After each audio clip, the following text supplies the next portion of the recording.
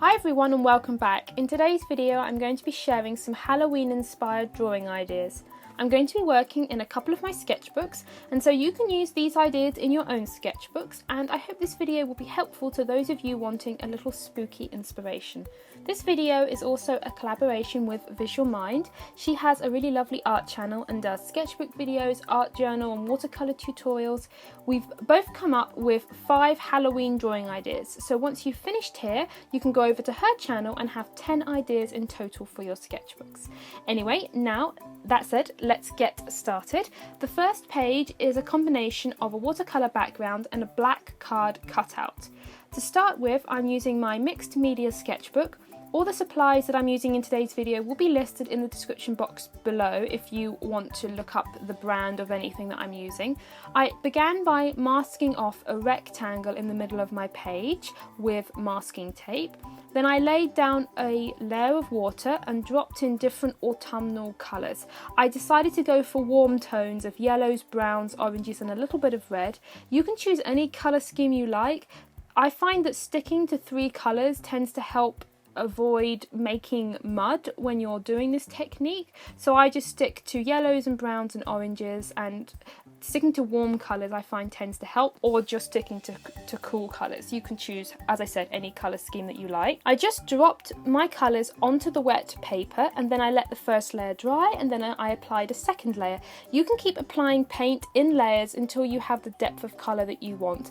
Watercolour tends to dry lighter, so I had to create 3 layers of this wet into wet technique until I had the depth of colour that I wanted.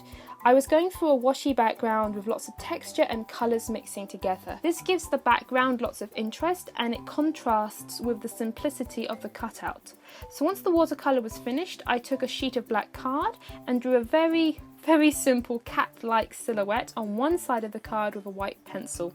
You can do any silhouette that you like. A pumpkin would work well. I think a ghost and a tombstone would look really cool. A spider. This technique would also be nice, I think, if you were making Halloween party invitations. You could make a few of these designs up and use them on cards with a simple watercolour background and a cutout. Then once I'd drawn my cat, I cut the cat out. And one thing to remember when you're drawing your design is that the design will be reversed when you flip the paper over. I carefully cut the cut out and then I glued it onto my page. I added a few whiskers with a white paint pen and doodled a few circles in the background, but that was about it for this page. This is a very easy page to make, and it could also be adapted for cards and other crafty projects. So for this next page I'm going to start by sketching some spider webs. I wanted 4 spider webs, 1 at each corner of the page. I began by drawing 5 or 6 radiating lines out from that corner point, and then drew half circles connecting those lines to create the webs, and then I hung a few little 3 little spiders down from the top 2 webs. Very simple little spiders, just a round ball and a few legs. Spiders can be either very simple or very complicated, and I went for very simple little balls with legs for this design. Once the frame was complete, you can go ahead and write in your favourite Halloween or spooky quote. It could be something from Edgar Poe, it could be a quote from a film like Hocus Pocus. It could be anything that brings up Halloween for you. I used a brush pen to ink all the lines, and then I also used a grey Copic marker to add a little drop shadow around the webs and the letters. You can easily customise this page with your own words, and it's fun to doodle the webs and the spiders. Next I worked on a Halloween witch's brew recipe page, and I love this page because you can create your own recipe and think about all the ingredients a witch would stir into her cauldron. I started out by drawing the cauldron, a circle. I drew a circle, then I flattened out the top of the circle, then I added some legs and some handles, and then some bubbling brew inside of it, and then I added 7 ingredients around the page, sort of just scattered randomly around the page. I added some eye of newt, then chicken feathers, bat wings, black roses, forest mushrooms, pond water in a bottle, and then a little candy corn for sweetness. I lined everything with a black fine liner and then used a few Copic markers to colour everything in. I also added a banner to the bottom of the page and a title, and then wrote down what ingredient was around it. You can choose whether or not to add the text. I like to add the text, as it makes the page look a bit more like a recipe card, and if someone else looked at the page they could quickly see what everything was, because I felt like some of the ingredients were not that self-explanatory, so having the text there is just helpful, I find. And you could always go ahead and add cooking instructions as well if you wanted. So what would be in your witch's brew? I think that this potion that I drew turns frogs into flying frogs with actual wings, and that's why there are chicken feathers and bat wings in the potion. And the witch needs flying frogs because, well, she runs an instant messaging service for all the other witches who live in this witch community, and the business is doing so well that she's kind of run out of bats and other flying animals, so she has to make flying animals with a potion to keep up with customer demands. So that's why she's turning all these frogs into flying frogs so she can expand her instant messaging business.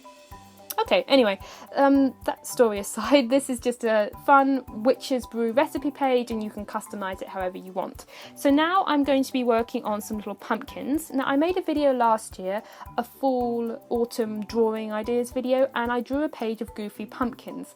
And this year I also wanted to do something again with pumpkins because they're so fun to draw, and I wanted to put a little bit more of a Halloween spin on it. So I started out with simple circles, then I drew some lines inside the circles and added a stalk. They're very simple to draw, these pumpkins. Then I outlined the pumpkins with a brown fine liner, a waterproof fine liner. I wanted the lines to be hardly visible when the pumpkins were finished. If you wanted bolder lines, you could outline with a black pen if you wanted. I then added some colour using watercolours and used different shades of oranges and yellows. And I also mixed in a little gold shimmer paint as well to give them a little bit of an extra sparkle.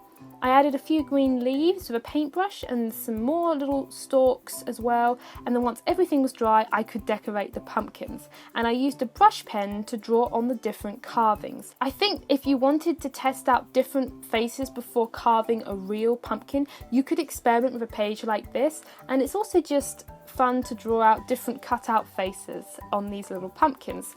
And in the end I also added the words Hocus Pocus to the bottom of the page just because I had a little extra space and I liked the effect. So for my final page I drew my Mitchsona, and a Mitchsona is basically a self-portrait of yourself as a witch. So I started out sketching a rough face, and then I gave her a witch's hat, and I slipped an iris flower into the headband of the hat, because I think that my magical item if I was a witch would be an iris flower. And I also gave her a Copic marker earring because, well, why not? I like using the markers, so I gave her a Copic marker earring, and then I lined the portrait and then added some colour using Copic markers, keeping a warm earthy colour palette. I liked the combination of the orange with the olive green, and then behind her, in order to complete the page and to centre her a little bit, otherwise she's just sort of floating on this white page, I added a simple block of colour. Now you can doodle your self-portrait and give yourself any magical accessories you'd think you'd have, like a wand, some jewellery, or a pet of some sort, like a cat or a bat. You could draw yourself in a hat or not wear a hat. You can sort of just really play around with what you would have if you were a witch and sort of design your own little character.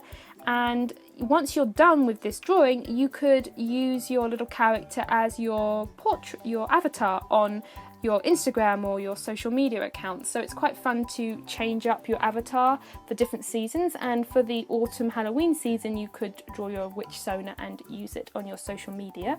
And if you'd like some more instructions on drawing faces, if you're not comfortable drawing portraits or self-portraits and drawing faces and eyes and hair, I do have some other tutorials on those subjects, and I'll link them in the iCards if you'd like to watch them and have a look. But that's my Mitchsona page. So those are my 5 Halloween inspired drawing ideas. There's a mix of paintings, of markers. Now you can use any colouring supplies you like for these drawings. I'm just using what I have around on my art desk, but you can exchange, you could just use coloured pencils, you could just use paint. These are just some ideas to get some creativity flowing if you're looking for some ideas for drawing some Halloween inspired things. things.